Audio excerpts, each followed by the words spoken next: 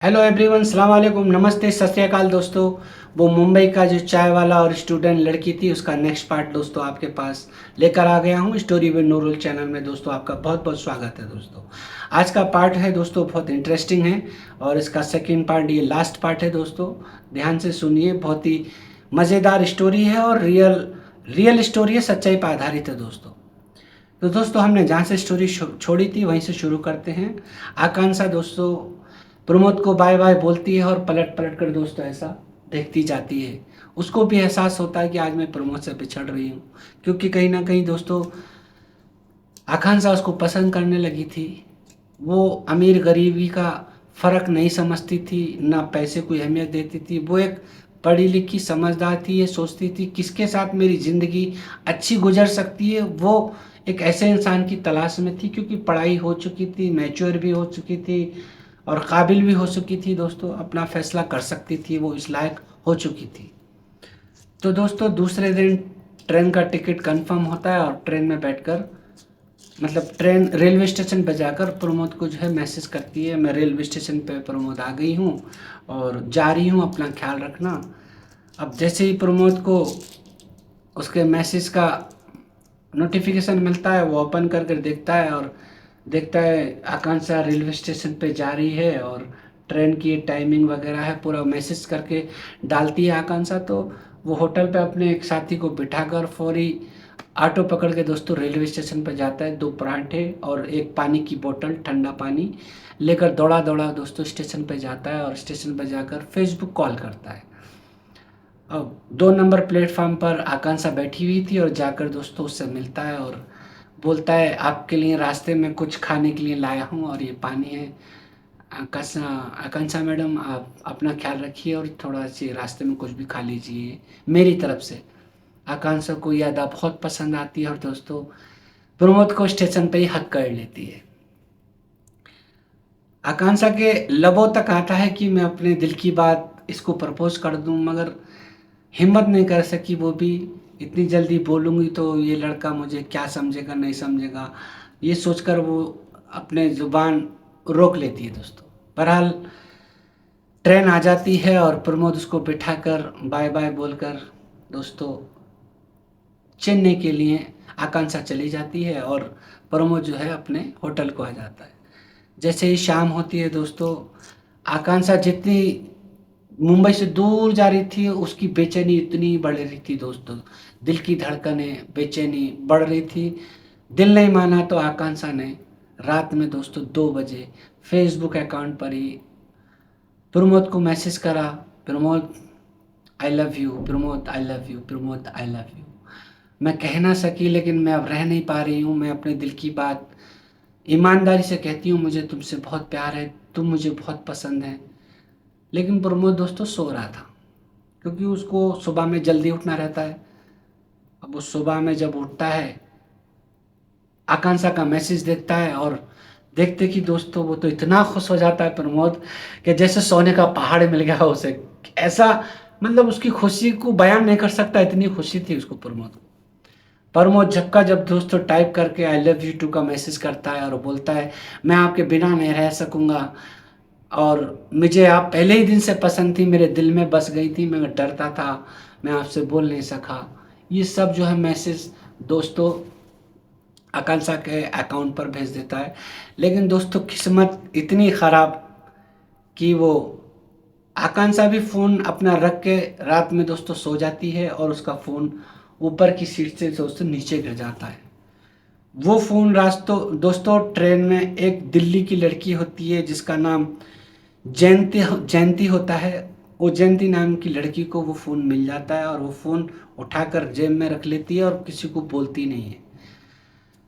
अब इधर आकांक्षा सो रही थी बेखबर, उसको मालूम नहीं। जैसे ही सुबह होती है, आकांक्षा अपना फ़ोन ढूंढती है तो फ़ोन तो मिलता नहीं है। वो परेशान हो जाती है, चारों तरफ 4 लोगों से पूछती है मेरा फ़ोन मिला है क्या, मिला है। लेकिन दोस्तों फ़ोन जैसी चीज़ कोई देता है क्या, कर पास में ही कोई बैठा होगा और वो रख लेगा तो भी नहीं बोलेगा। वो तो कोई लड़की थी दिल्ली की, जयंती नाम था, वो लेके अपने नेक्स्ट बोगी में डब्बे में कोच में चली गई थी। आकांक्षा फिर दूसरे का फ़ोन लेकर अपने नंबर पर कॉल करती है। जैसे ही रिंग जाती है और जयंती फ़ोन देखती है, दोस्तों फ़ोन जयंती कट कर देती है, क्योंकि उसके मन में बेईमानी आ जाती है। जयंती उसका फ़ोन वापस करना नहीं चाहती है। बहरहाल दोस्तों 2-3 बार कॉल करती है आकांक्षा और 2-3 बार कट कर देती है, और वो जयंती नाम की लड़की थी फ़ोन को स्विच ऑफ कर देती है। उसके बाद दोस्तों जयंती परेशान होती है और उसका मैसेज जो था वो प्रमोद का वो भी नहीं पढ़ पाती है। इधर प्रमोद जो है परेशान था, मेरे मैसेज का कोई रिप्लाई नहीं आया, शायद मैडम मजाक कर रही होंगी इसलिए रिप्लाई नहीं किया मेरे लिए।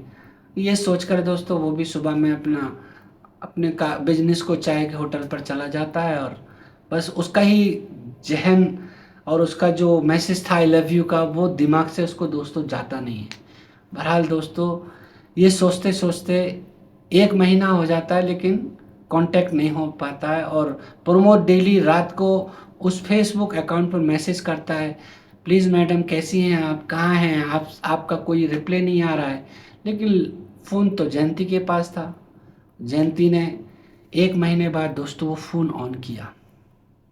जैसे ही ऑन किया और उसने पैटर्न लॉक या फिर फिंगरप्रिंट तो उसके आकांक्षा के फ़ोन में था नहीं, आसानी से ओपन कर लिया, और वो उसके फ़ोन में सब चीज़ देख रही थी, फेसबुक, इंस्टाग्राम, ये सब उसको खोलकर देखती थी, और फ़ोन जो है जयंती देखने के बाद स्विच ऑफ कर देती थी। ऐसे ही दोस्तों 2 महीने गुजर जाते हैं। प्रमोद फिर भी उसको नहीं भूल पाता है, हर रोज़ उसी तरह से मैसेज करता है और वॉइस कॉल भी करता है फेसबुक अकाउंट पे ही। तो दोस्तों एक दिन नाइट में 2 महीने के बाद वो जयंती जो थी रात में फ़ोन देख रही थी, और प्रमोद जैसे ही उसको कॉल करता है जयंती दोस्तों फ़ोन उठा लेती है। उठाते कि प्रमोद बोलता है, क्या हुआ मैडम, हमसे कोई गलती हो गई आकांक्षा मैडम, जो आप हमारे मैसेज का ना जवाब दे रही हो ना फ़ोन उठा रही हो। तो इधर से जयंती बोलती है, ये फ़ोन जयंती के पास नहीं है, मुझे एक ट्रेन में मिला था ये, और किसका है मुझे ये नहीं मालूम। आप आकांक्षा बोल रहे हैं, ये आकांक्षा कौन है। तो दोस्तों प्रमोद समझ जाते हैं, इसलिए मेरे मैसेजों का कोई रिप्लाई नहीं आ रहा था, ये फ़ोन चोरी हो चुका है, और फ़ोन नंबर अकाउंट नंबर कुछ था नहीं जिससे कि आकांक्षा और प्रमोद कांटेक्ट कर सकते थे। एक फेसबुक ही एक आखिरी रास्ता था जिससे उनकी बात हो सकती थी। बहरहाल दोस्तों आकांक्षा भी इस चीज़ को भूल जाती है, और प्रमोद तो भूलता नहीं है, क्योंकि उसके दिमाग से आई लव यू को मैसेज नहीं जा रहा था। आखिरकार आकांक्षा ये सोच लेती है, अब मेरा फ़ोन भी चोरी हो गया और प्रमोद से मेरी मुलाकात होगी नहीं, और मुंबई में जा नहीं सकती हूँ। इस चीज़ को एक सब्र करके आकांक्षा बैठ जाती है। लेकिन कभी कभी आकांक्षा के दिल में भी प्रमोद की कहीं ना कहीं याद बसी थी, याद कर लेती थी। अब आकांक्षा वो जयंती जो थी उसको मैसेज करती है, प्रमोद मैं दिल्ली की रहने वाली हूँ और ये फ़ोन मुझे ऐसे ऐसे ट्रेन में मिला था। तो प्रमोद बोलता है जयंती से, प्लीज़ मैडम कॉल पे बात कीजिए। अब जयंती उधर से फेसबुक अकाउंट पे ही वॉइस कॉल करती है और प्रमोद से बात करती है, और प्रमोद रोने लगता है और अपनी मतलब फीलिंग शेयर करता है उसके साथ, जिस लड़की का ये फ़ोन है मैं उससे इतना प्यार करता हूँ कि अगर मैं वो मुझे नहीं मिली तो शायद मैं जी ना पाऊँ। आप एक औरत हैं, एक औरत का दिल की परेशानी समझ सकती हैं, औरत ही एक औरत को समझ सकती है। प्लीज़ आपको पैसे चाहिए तो ले लो, मगर ये फ़ोन जयंती मैडम मुझे दे दो। ये बात सुनती है जयंती, और इसका इमोशनल जो तरीका था वो उसको जो है ना कहीं ना नर्वस कर देता है, और जयंती अपना एड्रेस देती है और प्रमोद को दिल्ली आने के लिए बोलती है। दोस्तों दूसरे ही दिन प्रमोद अपना होटल बंद करता सीधा दिल्ली चला जाता है, और दिल्ली जाकर जिस एड्रेस पर जयंती ने बुलाया था दोस्तों वो जयंती से मिलता है, और पैर पड़कर और हाथ जोड़कर बहुत बहुत शुक्र अदा करता है। और प्रमोद बोलता है मैडम क्या पैसे चाहिए आपको ले लीजिए, लेकिन आप फ़ोन दे दीजिए। नहीं नहीं, आप बहुत प्यार करते हैं ना, तो इसकी कदर करते हुए आपसे कोई पैसे नहीं लूँगी, आप ये लेके जाइए फ़ोन। दोस्तों बहुत खुशी खुशी जब का जब दोस्तों ट्रेन से वापस मुंबई आ जाता है, और मुंबई आकर दोस्तों जब नहा धोकर सुकून से लेटता है तो उस पर फेस अकाउंट पर जो है दोस्तों उसके जो अकाउंट में जितने भी फ्रेंड थे सबको मैसेज करता है, और कहता है मैं प्रमोद हूँ, मुंबई में दयानंद कॉलेज के सामने जो मेरा चाय का होटल था मैं वहाँ से बात कर रहा हूँ, और ये आकांक्षा मैडम का फ़ोन मिल गया है और अपना फ़ोन नंबर उसमें हर मैसेज में डालता था, प्रमोद ये नंबर पे कॉल करने के लिए आकांक्षा को बोलिए अगर आपकी आकांक्षा से बात होती है तो। तो दोस्तों उसके फेसबुक अकाउंट में जो है एक नैना नाम की लड़की थी जो उसकी बहुत क्लोज फ्रेंड होती थी। प्रमोद उसके अकाउंट पे भी मैसेज कर देता है आकांक्षा के ही अकाउंट से कि ये फ़ोन अकाउंट का आकांक्षा का है और ये मिल चुका है और इस नंबर पे कांटेक्ट कीजिए।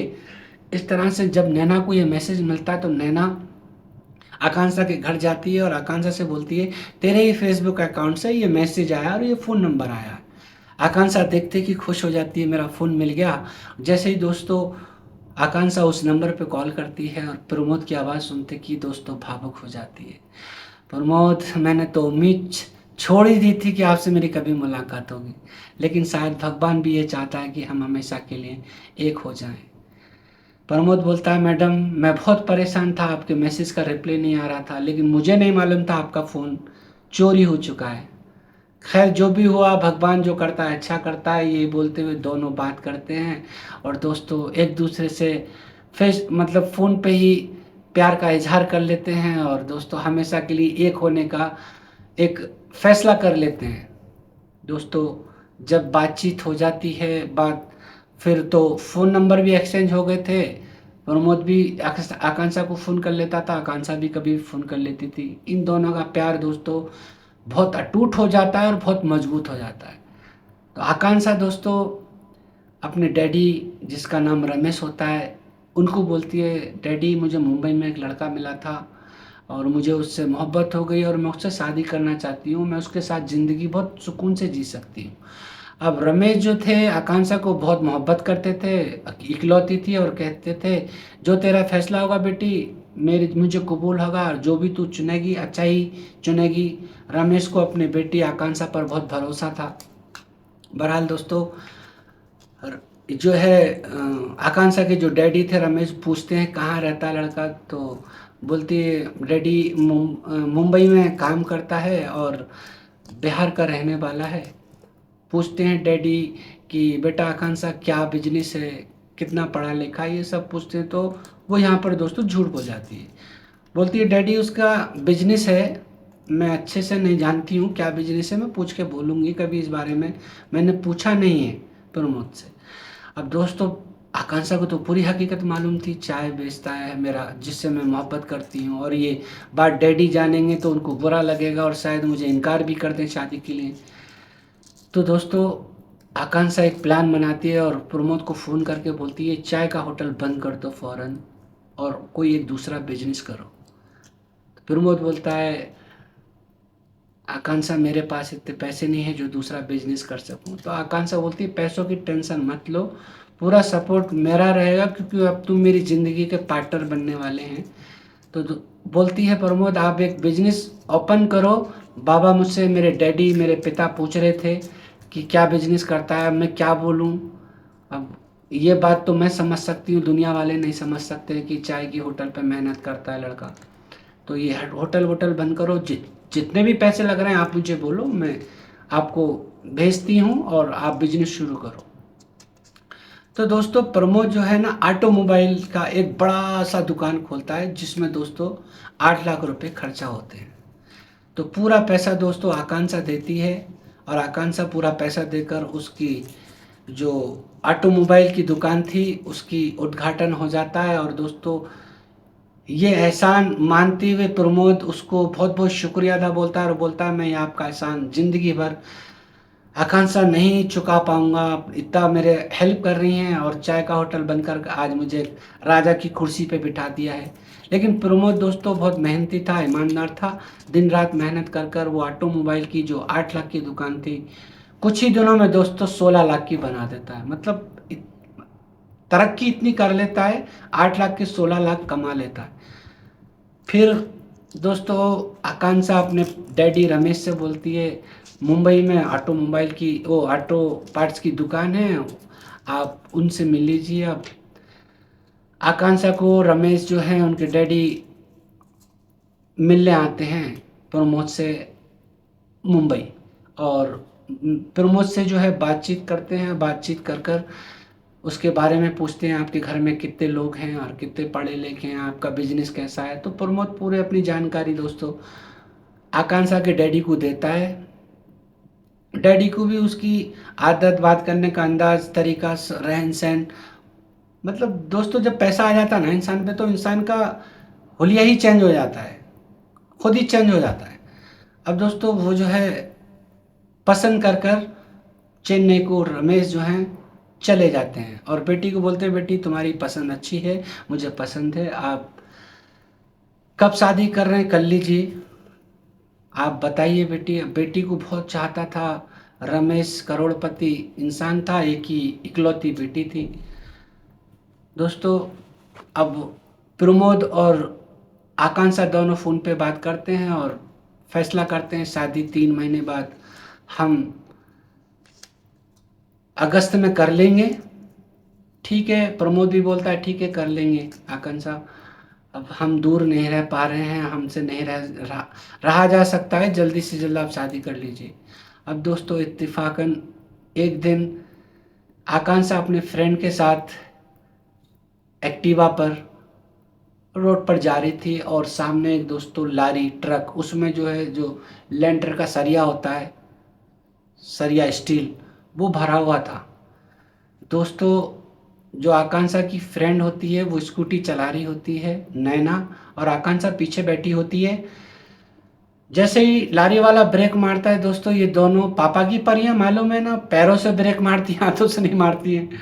ये जो है नैना एक्टिवा लेकर दोस्तों लारी के पीछे खुद जाते हैं और दोनों ही लड़कियों के वो जो सरिया होता है किसी के यहाँ चुभ जाता है, किसी के यहाँ चुभ जाता है, बहरहाल बहुत मारने लग जाती है और दोस्तों यहाँ पर एक बहुत बड़ी दुर्घटना हो जाती है। आकांक्षा की एक दोस्तों आँख जो है फूट जाती है और दुनिया, आँख जो है डेड हो जाती है, ख़त्म हो जाती है।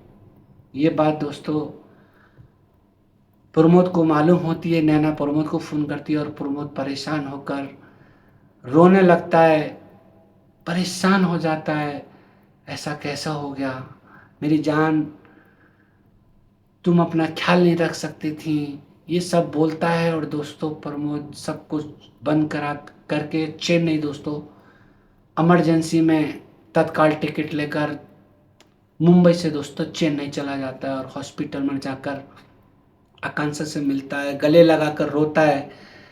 तो आकांक्षा बोलती है प्रमोद अब तो आप मुझसे शादी नहीं करोगे, मेरी एक आँख चली गई, आपको तो बहुत सारी लड़कियां मिल जाएंगी, आप देखने के अच्छे हैं।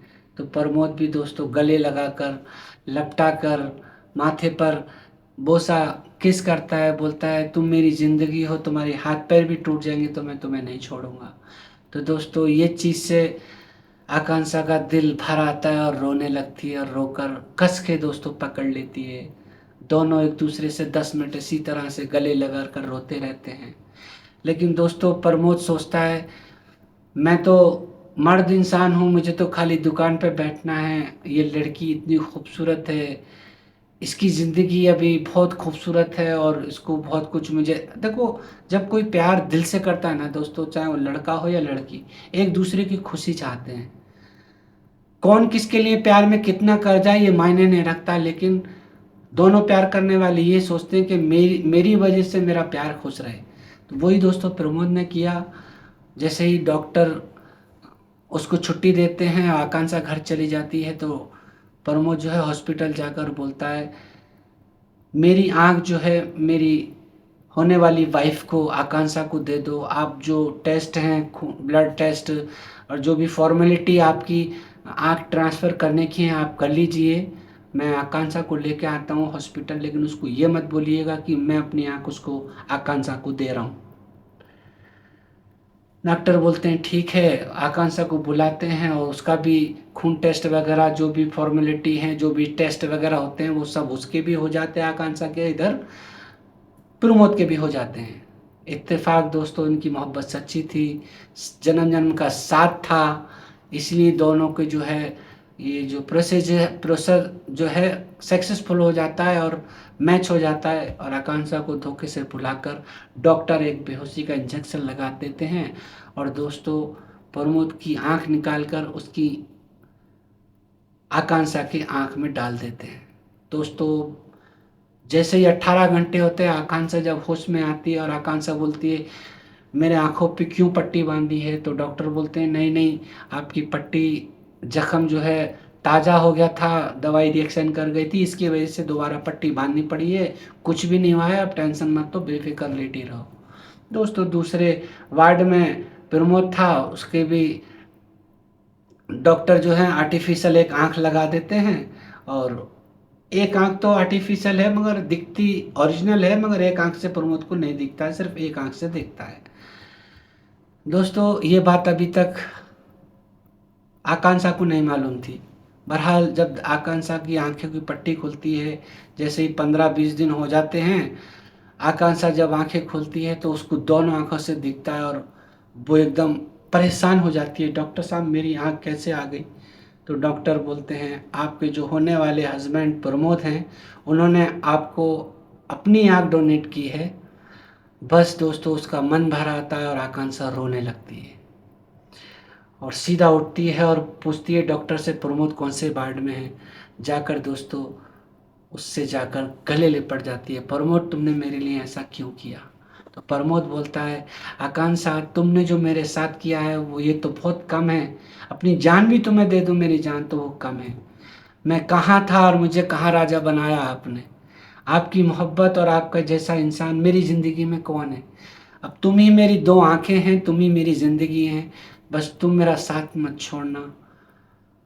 गले लपटा के कस के पकड़ लेती है आकांक्षा, बोलती है मैं आपको पाकर धन्य हो गई, बहुत खुद नसीब हूँ, बहुत अपने आप को बहुत नसीबों वाला समझ रही हूँ जो आपके जैसा मुझे पति मिल रहा है। दोस्तों ये बात आकांक्षा के डैडी पिता जो रमेश हैं उनको पता चलता है, ऐसे ऐसे प्रमोद ने आंख दे दी है, तो वो भी भावुक हो जाते हैं और समझ जाते हैं ये लड़का सातों जन्म मेरी लड़की का साथ नहीं छोड़ेगा। जो इंसान जीते जी जिंदगी में इतना कर देता है वो क्या साथ छोड़ सकता है।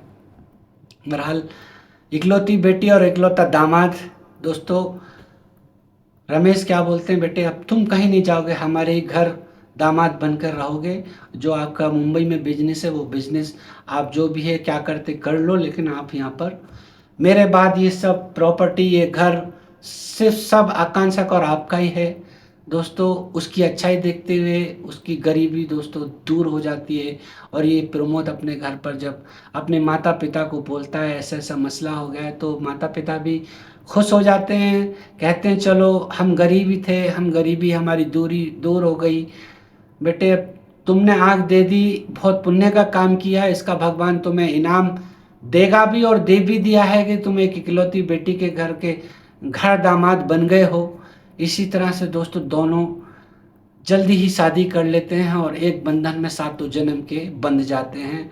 और दोस्तों आज एक उनका बेटा और एक बेटी है, आकांक्षा की और प्रमोद की, और दोनों की ज़िंदगी एक दूसरे की आंखें बनकर ज़िंदगी को गुजार रहे हैं। और प्रमोद के घर वाले भी दोस्तों बहुत खुश हैं।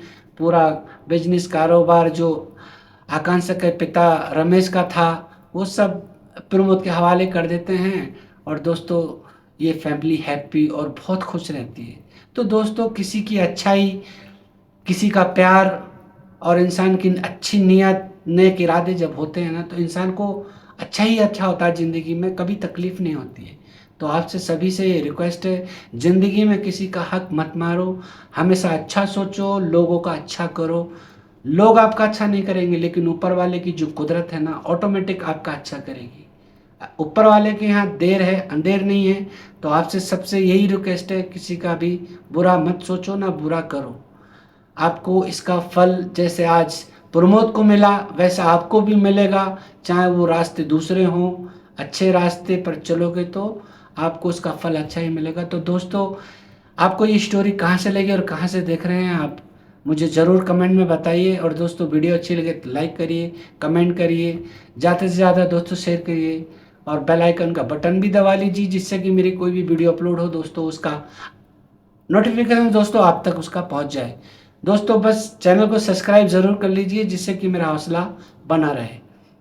आपको मेरा कोई भी वीडियो का पार्ट अगर नहीं मिल रहा है तो मेरी वीडियो के नीचे दोस्तों ये जो मेरा लोगो है, मेरा फ़ोटो आ रहा है, उस पर क्लिक कीजिए, एक इंटरफेस आएगा, जहाँ पर वीडियो लिखा है वहाँ पर क्लिक कीजिए। उसके बाद पूरी लिस्ट आ जाएगी दोस्तों, जौन सी भी वीडियो का जौन सा पार्ट देखना है आप आसान तरीके से देख सकते हैं। आपको कैसी लगी दोस्तों ज़रूर कमेंट कीजिए। जब तक के लिए चलते हैं नेक्स्ट वीडियो के लिए। अल्लाह हाफिज़, जय हिंद।